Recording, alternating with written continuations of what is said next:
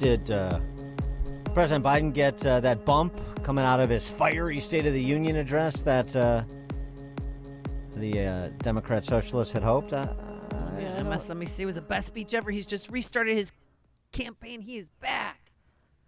Maybe with respect to the choir, but to the larger congregation, I don't think so. Especially with this week's inflation numbers showing, both on the consumer and the producer side, a little bit hotter than expected.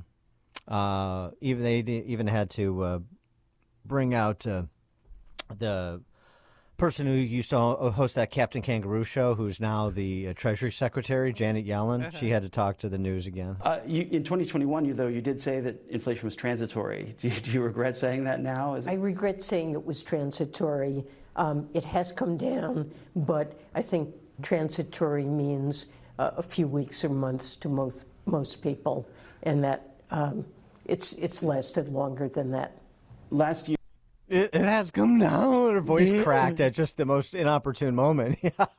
It's tough to get that out, isn't it? And Peter expect Brady. that anybody's going to believe it. Yeah. So I mean, here's where we're at. By one calculation, Americans need about 20.5% more income than they had in January of 2021 to maintain their living standards. Need about fifth more income than they had 3 years ago to maintain, to hold serve. Problem is they don't have a fifth more income than they had 3 years ago. They have, essentially, in the short term, we're actually seeing wage decreases. In the 3-year term, so we're seeing wages start to decline. In the 3-year term, your wages are running at less than half of what they need to maintain their January 2021 standard of living, which is why you're seeing an uptick in the number of Americans reporting a second job. You're seeing an uptick, 1 in 8 retirees that are considering going back to get a job. You're seeing a credit card debt climb 40% in the past 2 years to more than $1 trillion. For example, Discover's credit card customers are carrying $102 billion in balances on their cards. That's up 13% from last year. So you can give all the fiery speeches you want about January 6th and restoring Roe v. Wade. If you can't change the lives that Americans are living, these numbers, if you can't change that reality that Americans are facing, you got a major problem. For more on this and other topics, we're pleased to be joined, as always, by Bret Baier. Of course, he is the host of Special Report on Fox News, 5 p.m. Chicago time, weekdays. He is also the author of To Rescue the Constitution, George Washington and the Fragile American Experiment, as well as The History Club, Duel Across Time, a graphic novel. Bret, thanks for joining us. Appreciate it. Morning. So what is I know there was enthusiasm and the Biden chants in and out of the State of the Union last week, but it seems like it has dissipated into the ether fairly quickly. Yeah, I think you look at all the polls across the board, and you don't see any indication that there was a bump, especially among independents, and that's really where President Biden and Vice President Harris need to move the needle to affect, especially these swing state positions. Now, we have a long way to go. We have 7+ months. A lot can happen. A lot of shoes can drop, but it's starting to bake into the cake as you head into the summer. It's going to be a tight race, but right now the former president is in pole position. And the TikTok legislation, I mean, this is, again, one of the many issues that's going to be kicked around, and I don't know that it's going to be, definitively impactful, but TikTok does have 170 million users, so, I mean, that may be a little bit more than a blip. What is the prospect that it gets taken up in the Senate, because Schumer seemed to be tepid on the topic? I think it's possible. So far, you're right. Schumer is not indicating any gung-ho, let's get this passed. But if he puts it on the floor, I think it does get passed, and that's the question. I think, you listen to the national security guys, and they're pretty adamant about the threat. But you listen to the free speech people and the people who are advocates of this is not the job of Congress, and they have a sense of that too. But they're not saying shut it down. They're saying divest from China. We wouldn't let China buy your radio station or buy Fox News. Mm-hmm. And yet they have access to 170 million Americans. I want to get your reaction to what Alvin Bragg announced yesterday, that he supports delaying the hush money trial in Manhattan by 30 days because the feds just handed over some 31,000 records on Wednesday when they should have been delivered 15 days before the arraignment. So what do you make of this? Is this a good sign for Trump?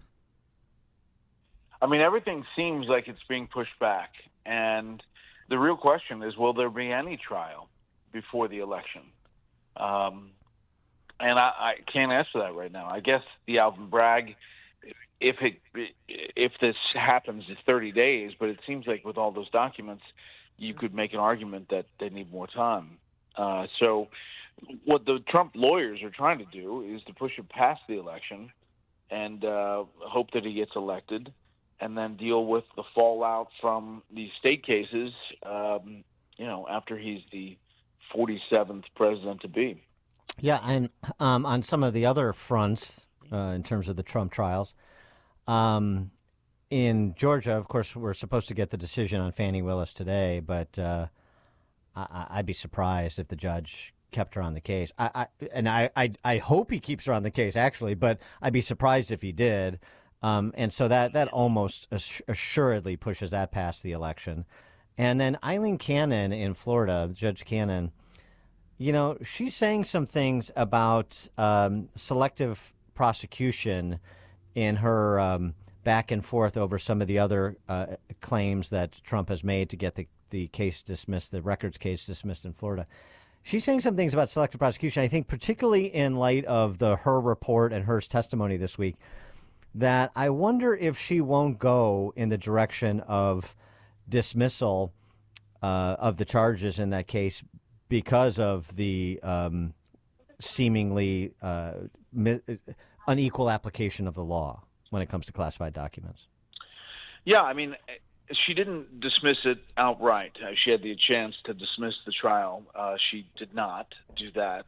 But she left open the case of hearing arguments on Presidential Records Act and the disparity in handling classified records cases differently. And obviously the Biden case is a perfect example, as we saw former special counsel Hur up on Capitol Hill this week. Yeah. The state of affairs with Senate Republican leadership. I know Mitch is going to move on after, or at least move off the leadership post after this election. How is that jockeying going? Because I think there's a lot of interest in who is going to take the reins, whether Republicans are still have a slim deficit or they are able to retake the majority. Then it would be even more important. But a lot of jockeying going on, and I just wonder what your handle is on it. Yeah, I think Senator John Thune is probably in the best spot. It was going to be one of the three Johns: John Thune, John Cornyn, John Barrasso. Barrasso pulled his name out. Cornyn hasn't said much. John Thune said he does want it. I think there'll be other challengers, maybe Rick Scott again, maybe Tom Cotton, but John Thune has a majority, I think, of the caucus, and Republicans are in a good spot. If you look at the map heading into the election, they're positioned to pick up the needed seats to take over the majority. Yeah, and I wonder, too, about, depending on how those Senate races go, if you could have a sort of a conservative consensus candidate emerge, perhaps a Scott, that maybe some of the newly elected senators are going to be less likely to go with with one of the old guard, particularly depending on where Steve Daines goes, given that he's the point man for the NRSC. Yeah, I think Steve Daines is a dark horse. I mean, if he has an amazing election and he gets a large percentage of the guys and women up elected, I think he has a case to make, or could be a kingmaker and get behind Thune. Thune is like he is the establishment pick. However, he's sung from the Trump playbook a couple of times, so there is some interaction there, and obviously he looks like the Marlboro Man. Yeah. Well, yeah. No, I know Amy's got a bit of a crush on him. Crush. Yeah, I'm sorry, I'm honest about it. That's fair. That's fair. So the curious case of RFK's running mate. I mean, I don't think RFK has much of a chance to be the president, but he's definitely going to be impactful on the election, particularly if it's close, as you say. And he's going to make this announcement, and then Aaron Rodgers takes this smear job over at CNN because Aaron Rodgers is somehow on his short list. I don't know how he's going to manage the football season and the political season. But anyway, your take on RFK, a potential celebrity running mate, and then the smear job, that's how I would characterize it since there was no evidence, that CNN did on Aaron Rodgers, suggesting that he was promoting Sandy Hook conspiracy theories more than a decade ago at a Kentucky Derby event. Yeah. So I think it was a crazy news cycle on that front. I know they're friends, and it seemed to me that RFK Jr. was just mentioning him, out of the blue, not actually considering him, but saying, he would be good. I almost took it like a tongue-in-cheek, like maybe I'll go with Aaron Rodgers. But because of that, the cycle of coverage, it became front and center. And then CNN, listen, I can't comment on what they say they heard at the Kentucky Derby. All I know is that Aaron Rodgers has denied saying it, and it's basically a he said, she said.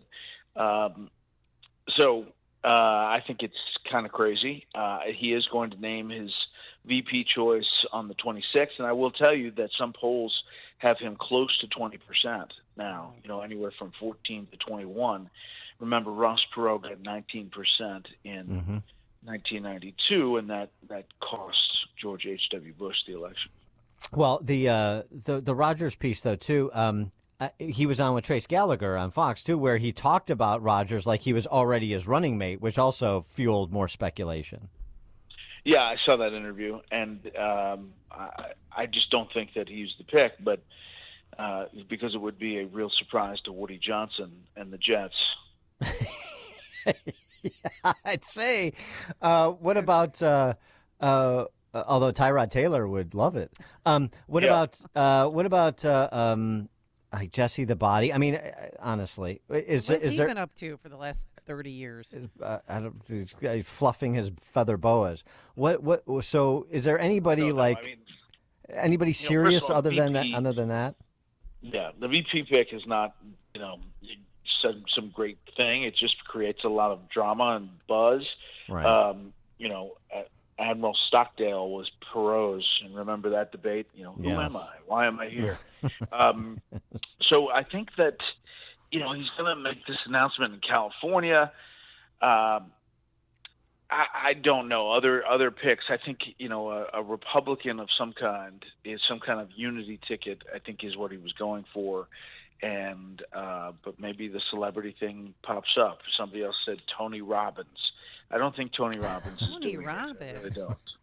Here's my pick. Who? He gets his wife Cheryl Hines to get Larry David to do it. Oh, was it Larry David or Bernie Sanders? Huh? See how much fun this is? This is good. It'd be a great episode. It would be the best. It'd be so good.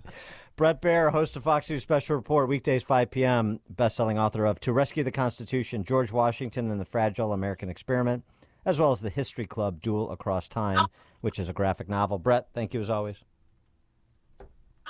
Thanks a lot. Thank you. Have a great weekend. And he joined us on our turnkey.pro answer line.